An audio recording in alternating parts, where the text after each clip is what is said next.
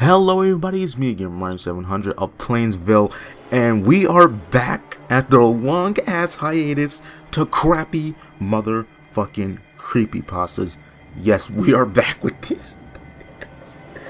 We are back with this shit, and finally I'm gonna get back on the grind with the crappy creepypasta stuff and the creepypasta shit, because I like doing crappy creepypastas, because some of them can either be a learning experience for up and coming writers, and others can be the most hilarious shit you will ever read. But anyways, we will be reading a creepypasta, Why I Don't Go Trick-or-Treating Anymore. So sit back and relax, and we will be reading why this kid does not like going trick-or-treating no longer.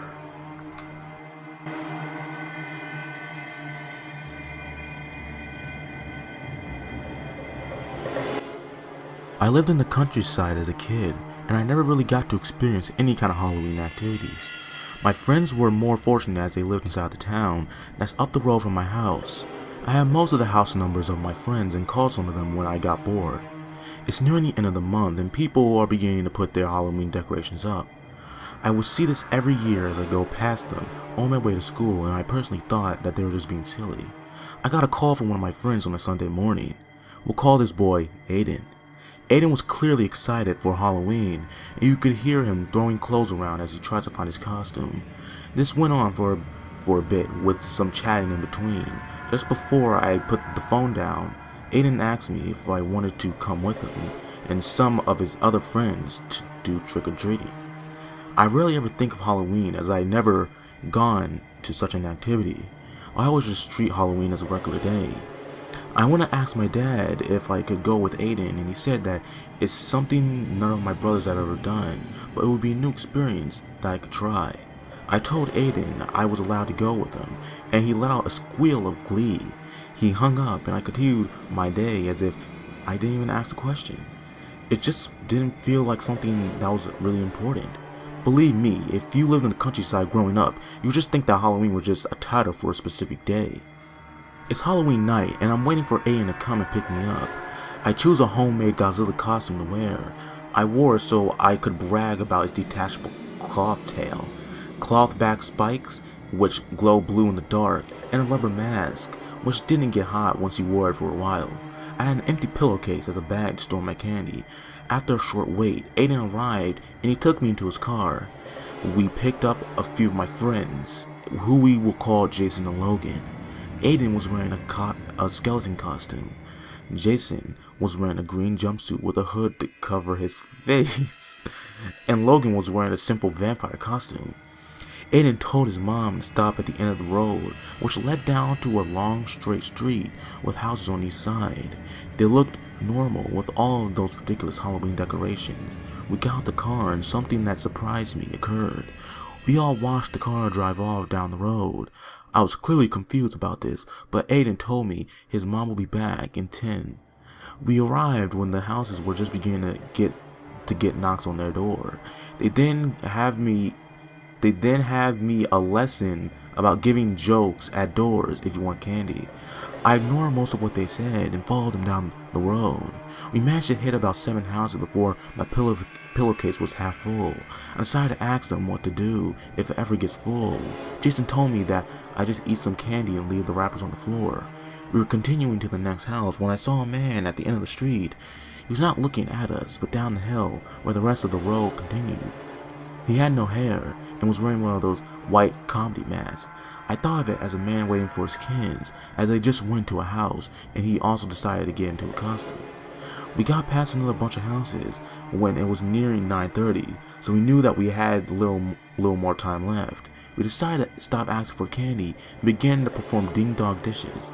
I knew that these were, but I never wanted to do it, as I could think of better ways to spend the rest of the night. Okay, before I even got to say my ideas, the 3 boys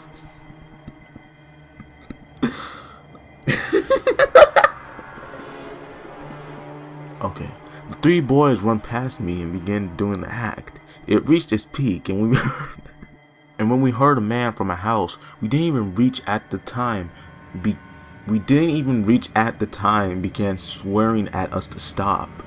We learned our lesson pretty quickly and we decided to do something else. We would head into the forest that surrounds the town and try to scare other people. We all agreed to do this and we ran towards the nearby forest that surrounds the town.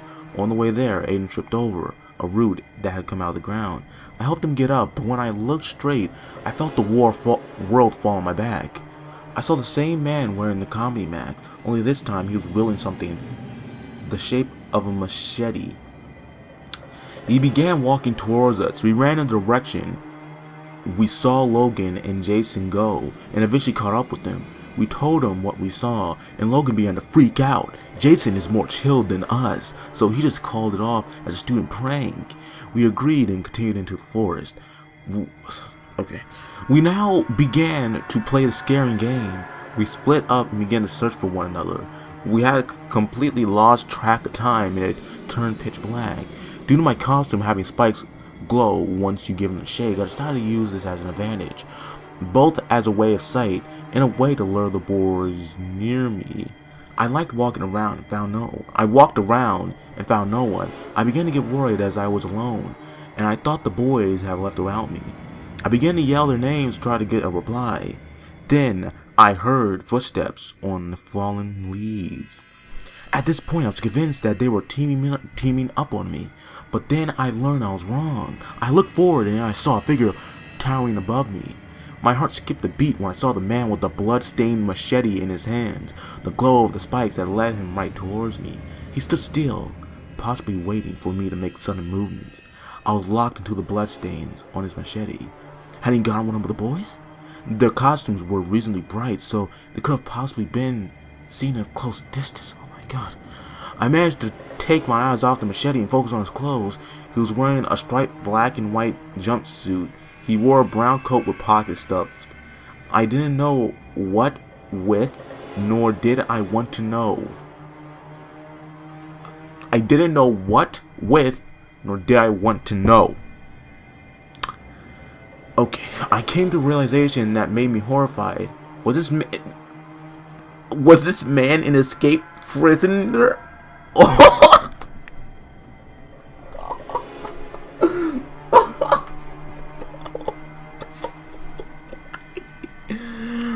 Okay, you're just standing there as the spikes began to become darker.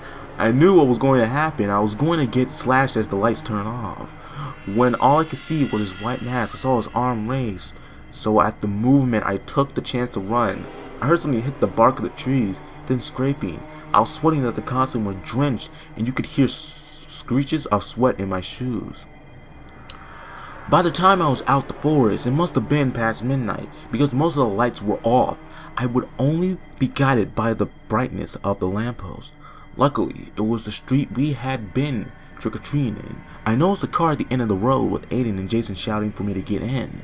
Behind me was a man. I looked back and froze. I stayed in place out of pure fear.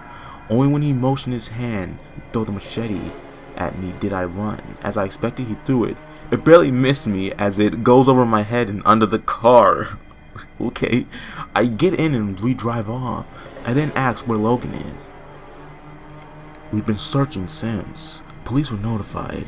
I was not told if the man was caught or if he's still out there. Logan has been missing for years and he's not shown up. The blown machete must have been that of Logan's. On the way home, Aiden told me that he understands why I never celebrate Halloween. I then said back that I never experienced something like this, but it is now an example of why I don't trick-or-treat anymore.